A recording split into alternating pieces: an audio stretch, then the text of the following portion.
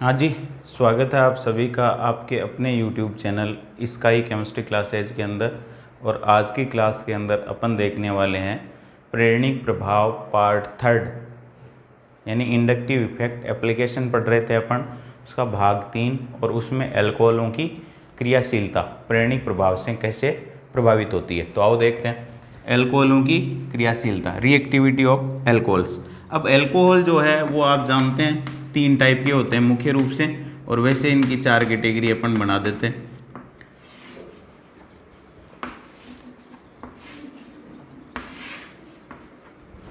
एक होते हैं 3 डिग्री एल्कोहल, एक होते हैं 2 डिग्री एल्कोहल, एक होते हैं 1 डिग्री, और चौथा होता है वो मेथिल एल्कोहल।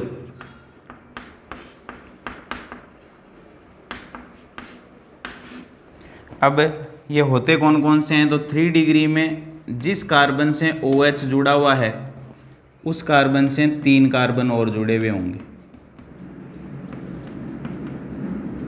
तो ये कार्बन हो जाएगा कौन सा डिग्री? 3 डिग्री। फिर 2 डिग्री के अंदर जिस कार्बन से OH जुड़ा हुआ होगा उस कार्बन से 2 और कार्बन जुड़े हुए होंगे। वैलेंसी पूरी करने के लिए एक हाइड्रोजन लगा देते हैं, तो ये कार्बन हो जाएगा 2 डिग्री। और 1 डिग्री में जिस कार्बन से OH जुड़ा हुआ होगा उससे एक और कार्बन जुड़ा हुआ होगा, शेष हाइड्रोजन लगा देते हैं, ये कार्बन 1 डिग्री है। और मेथिल एल्कोहल में जिस कार्बन से OH जुड़ा हुआ होगा उससे कोई कार्बन जुड़ा हुआ नहीं होगा, वो हो जाएगा मेथिल एल्कोहल। अब एल्कोहलों के अंदर एक तो क्रियाशीलता किससे शो करेंगे? एक तो बंध टूटेगा इनके अंदर OH, और दूसरा बंध टूट सकता है इनके अंदर CO। यानी एल्कोहलों के अंदर रासायनिक अभिक्रियाएं जो प्रदर्शित होंगी उनमें एक तो आबंध का विदलन होगा OH का, और एक आबंध का विदलन होगा CO का। 2 प्रकार की रासायनिक अभिक्रियाएं मुख्य रूप से देते हैं, जिनके अंदर एक वे रासायनिक अभिक्रियाएं जिनमें OH बंध का विदलन होता है, और एक वो जिनमें CO बंध का विदलन होता है। तो देखो ये तो 3-4 टाइप के अपने एल्कोहल हो गए।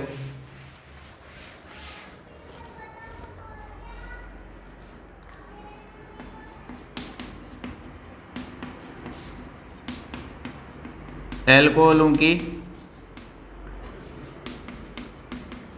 रासायनिक अभिक्रियाएं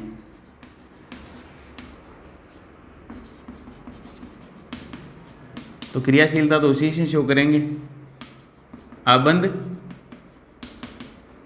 विदलन।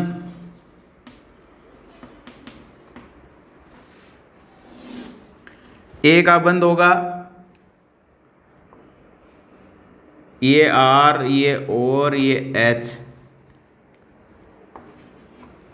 ये दूसरा जो होगा वो होगा ROH, और इनके अंदर कार्बन ऑक्सीजन बंध टूटेगा, यानी यहाँ OH आबंध का विदलन होगा और यहाँ कार्बन ऑक्सीजन आबंध का विदलन होगा। अब 1 डिग्री, 3 डिग्री और 2 डिग्री के अंदर OH आबंध का विदलन कौन से में सबसे आसानी से होगा और कौन से में सबसे मुश्किल से होगा, और CO आबंध का विदलन सबसे आसानी से कौन से में होगा, सबसे मुश्किल से कौन से में होगा। तो OH आबंध का विदलन देखो, ये लिख लेते हैं 3 डिग्री,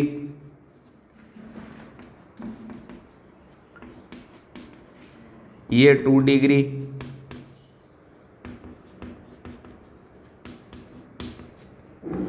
ये 1 डिग्री, और लास्ट में लिख लेते हैं मेथिल एल्कोहल। बंध कौन सा टूटना है? OH आबंध टूटना है। अब OH आबंध कब टूटेगा? जब इस बंध के इलेक्ट्रॉन ऑक्सीजन ले लेगी, तब ये H+ को निकाल देगी। अब ऑक्सीजन इस बंध के इलेक्ट्रॉन कब लेगी? जब इसको ज़रूरत होगी। और ज़रूरत कब होगी? जब इधर देने वाले समूह जो है यानी +I प्रभाव वाले समूहों की संख्या क्या होगी? कम। ये 3 एल्किल समूह है, और 3 एल्किल समूह का कौन सा प्रभाव है? +I प्रभाव। तो इस कार्बन पर इलेक्ट्रॉन घनत्व बढ़ेगा, और कार्बन पर इलेक्ट्रॉन घनत्व बढ़ेगा तो वो किधर ट्रांसफर होगा, ऑक्सीजन की तरफ, और ऑक्सीजन की तरफ ट्रांसफर होगा तो ऑक्सीजन को इधर से इलेक्ट्रॉन लेने की ज़रूरत नहीं पड़ेगी, यानी ये OH बंध मुश्किल से टूटेगा। क्यों? क्योंकि देने वाले जो समूह हैं वो इस कार्बन से जुड़े हुए हैं, तो कार्बन पर इलेक्ट्रॉन घनत्व बढ़ेगा, कार्बन को बढ़ेगा तो इस ऑक्सीजन को भी बढ़ेगा, और ऑक्सीजन को बढ़ेगा तो ऑक्सीजन इस OH बंध के इलेक्ट्रॉन नहीं लेगी, और नहीं लेगी तो OH बंध टूटेगा नहीं, और टूटेगा नहीं तो इसकी क्रियाशीलता क्या हो जाएगी, OH बंध की क्रियाशीलता क्या हो जाएगी, कम हो जाएगी। फिर आते हैं इसके अंदर एक CH3 और ये दूसरा CH3, दोनों का क्या है, प्लस आई प्रभाव है। यहाँ देने वाले समूह की संख्या 3 थी, यहाँ देने वालों की समूह की संख्या हो जाएगी 2, और 2 होगी तो इलेक्ट्रॉन घनत्व है यहाँ ज़्यादा बढ़ रहा था, यहाँ कम बढ़ेगा, क्योंकि देने वाले समूह घट गए तो ऑक्सीजन की तरफ इस कार्बन पर इलेक्ट्रॉन घनत्व है बढ़ेगा तो सही, लेकिन इसकी तुलना में कम बढ़ेगा, तो इलेक्ट्रॉन घनत्व ऑक्सीजन की तरफ कम ट्रांसफर होगा, और कम ट्रांसफर होगा तो इस OH बंध के इलेक्ट्रॉनों की तुलना में इस OH बंध के इलेक्ट्रॉनों को आसानी से ऑक्सीजन ले लेगी, और OH बंध आसानी से इसकी तुलना में टूट जाएगा। थर्ड देखते हैं, इसके अंदर एक मेथिल समूह है, इसका प्लस आई प्रभाव है, और इसका प्लस आई प्रभाव एक ही समूह का है, तो इस पर इलेक्ट्रॉन घनत्व कम बढ़ेगा। अब इस पर इलेक्ट्रॉन घनत्व कम बढ़ेगा तो ऑक्सीजन की तरफ भी इलेक्ट्रॉन कम जाएंगे, तो ऑक्सीजन के पास इलेक्ट्रॉन ज़्यादा नहीं पहुंच रहे हैं, तो ऑक्सीजन क्या करती है, इस OH बंध के इलेक्ट्रॉन आसानी से ले लेती है। इसका मतलब ये हुआ कि OH बंध विदलन के प्रति 1 डिग्री सबसे ज़्यादा क्रियाशील होते हैं, फिर उससे कम 2 डिग्री सबसे कम क्रियाशील होंगे 3 डिग्री, यानी 1 डिग्री अल्कोहल सबसे ज़्यादा क्रियाशील, फिर 2 डिग्री, फिर 3 डिग्री, 1 डिग्री, 2 डिग्री, 3 डिग्री, किसके प्रति, OH आबंध के विदलन के प्रति क्रियाशीलता के बढ़ते क्रम में। अब देखो, एक दुकान पर 4-5 आदमी काम करते हैं, अब दुकान पे आवक हो गई कम, यदि ग्राहक ज़्यादा आ रहे हैं दुकान पे तो आवक होगी ज़्यादा होगी, तो कमज़ोर जो कर्मचारी है दुकान का उसको निकाला नहीं जाएगा, क्योंकि पैसे आ रहे हैं ग्राहकों से।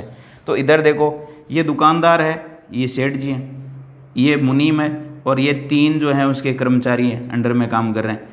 ये मुनीम जो हैं वो सामान दे रहे हैं और पैसे आ रहे हैं तो मुनीम को जा रहे हैं, मुनीम से सेठ जी को जा रहे हैं, तो सेठ जी सबसे हल्के कर्मचारी को निकाला कौन जाता है, जो सबसे कमज़ोर होता है उसको नहीं निकालेंगे। क्यों? क्योंकि 3 जो कर्मचारी लग रहे हैं वो अच्छा पैसा कलेक्शन करके किसको दे रहे हैं, मुनीम जी को दे रहे हैं, मुनीम जी सेठ जी को दे रहे हैं, तो सेठ जी छोटे कर्मचारी को रखेंगे कि कोई बात नहीं, पैसे तो आ ही रहे हैं, नहीं निकालेंगे। देने वाले कितने थे मुनीम को पैसे, 3 कर्मचारी, 3 काउंटर लगा रखे हैं, खूब सारे पैसे आ रहे हैं, यहाँ भी पहुँच रहे हैं, यहाँ भी पहुँच रहे हैं, तो ये कमज़ोर जो है वो निकाला नहीं जाएगा। यहाँ क्या है, यहाँ संख्या घट गई 2, काउंटर कितने हो गए 2, यानी मुनीम जी के अंडर में 2 ही कर्मचारी हैं, तो कलेक्शन भी कम होगा, कलेक्शन कम होगा तो सेठ जी के पास कम जाएगा। तो सेठ जी क्या है, जब कलेक्शन कम जा रहा है सेठ जी के पास, तो सेठ जी द्वारा कमज़ोर कर्मचारी को निकालने की संभावना बढ़ जाती है। यहाँ कम थी, यहाँ और बढ़ गई। अब यहाँ जो है वो मुनीम जी के अंडर में एक ही कर्मचारी, एक ही काउंटर, तो कलेक्शन और कम आएगा, कलेक्शन कम आएगा तो मुनीम जी के पास कम जाएगा, मुनीम जी के पास कम जाएगा तो सेठ जी के पास कम जाएगा। तो सेठ जी क्या करेंगे कि इस कर्मचारी को निकालो, ये फालतू में तनख्वाह ले रहा है, कमज़ोर को निकाला जाता है तो इस एच को निकालने की संभावना और बढ़ जाती है, और सबसे कम संभावना हो जाएगी, सबसे ज़्यादा संभावना हो जाएगी इसके अंदर, क्योंकि इसके अंदर कोई काउंटर नहीं है। सेठ जी इसके अंदर क्या करेंगे, तुरंत निकाल देंगे। क्यों? क्योंकि इसके अंदर इस कार्बन से कोई, इस मुनीम जी से कोई कर्मचारी जुड़ा हुआ नहीं है, तो मुनीम जी से सेठ जी की तरफ कम जाएगा, और सेठ जी क्या करेंगे फिर कमज़ोर कर्मचारी को निकाल देंगे, क्योंकि आवक कम हो रही है। तो 3 डिग्री अल्कोहलों में देने वाले समूह की संख्या, इलेक्ट्रॉन घनत्व बढ़ाने वाले समूह की संख्या सबसे ज़्यादा, तो कार्बन पर इलेक्ट्रॉन घनत्व बढ़ेगा, कार्बन पर बढ़ेगा तो ऑक्सीजन पे भी बढ़ेगा। तो OH बंध के इलेक्ट्रॉन लेने की संभावना कम हो जाएगी। फिर इसके अंदर देने वाले समूह की संख्या इसमें 3 थी, इसमें 2 रह जाती है, तो यानी कार्बन पर इलेक्ट्रॉन घनत्व तो बढ़ेगा, लेकिन इसके जितना नहीं बढ़ेगा। तो कार्बन पर कम बढ़ेगा तो ऑक्सीजन पर इलेक्ट्रॉन कम ट्रांसफर होंगे, ऑक्सीजन पर कम ट्रांसफर होंगे तो ऑक्सीजन को तो इलेक्ट्रॉन चाहिए, यानी सेठ जी को तो पैसे चाहिए। तो वो क्या करता है, इस OH बंध के इलेक्ट्रॉन इसकी तुलना में लेने की संभावना यहाँ ज़्यादा हो जाती है। और इसके अंदर जो है देने वाले समूह की संख्या 1, ये मेथिल, तो इस पर इलेक्ट्रॉन घनत्व तो कम बढ़ेगा, इस पर कम बढ़ेगा तो ये इधर ट्रांसफ़र कम करेगा, कम करेगा तो OH बंध के इलेक्ट्रॉन लेने की संभावना यहाँ सबसे ज़्यादा हो जाएगी। तो OH बंध की क्रियाशीलता का बढ़ता क्रम क्या हो जाएगा, 1 डिग्री सबसे ज़्यादा क्रियाशील, फिर 2 डिग्री, फिर 3 डिग्री। ये अल्कोहलों की OH आबंध के विदलन के प्रति क्रियाशीलता का बढ़ता क्रम। अब आते हैं CO आबंध के विदलन के प्रति।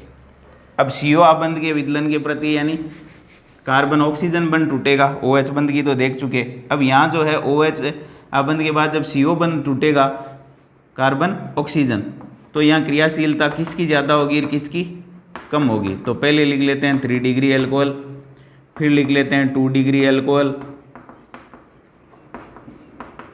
फिर लिख लेते हैं 1 डिग्री अल्कोहल। बंध कौन सा तोड़ना है, ये कार्बन ऑक्सीजन। अब देखो जब यहाँ ये बंध टूटता है कार्बन ऑक्सीजन तो कार्बोकेटाइन बनता है 3 डिग्री, यानी ये कार्बोकेटाइन बनता है।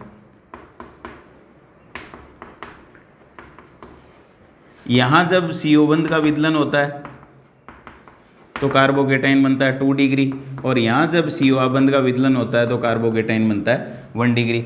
अब 3 डिग्री कार्बोकेटाइन का स्थायित्व तो सबसे ज़्यादा, तो सबसे ज़्यादा मात्रा में और सबसे जल्दी बनेगा। 2 डिग्री का उससे कम, तो ये उससे कम मात्रा में और उससे लेट बनेगा। और एथिल कार्बोकेटाइन का स्थायित्व है उससे सबसे ही कम होता है, यानी इन तीनों के अंदर सबसे कम होता है, तो ये सबसे लेट बनेगा और सबसे कम मात्रा में बनेगा। इसका मतलब ये हुआ कि 3 डिग्री अल्कोहल का CO आबंध विदलन सबसे आसानी से होगा और 1 डिग्री का सबसे मुश्किल से होगा। तो CO आबंध विदलन के प्रति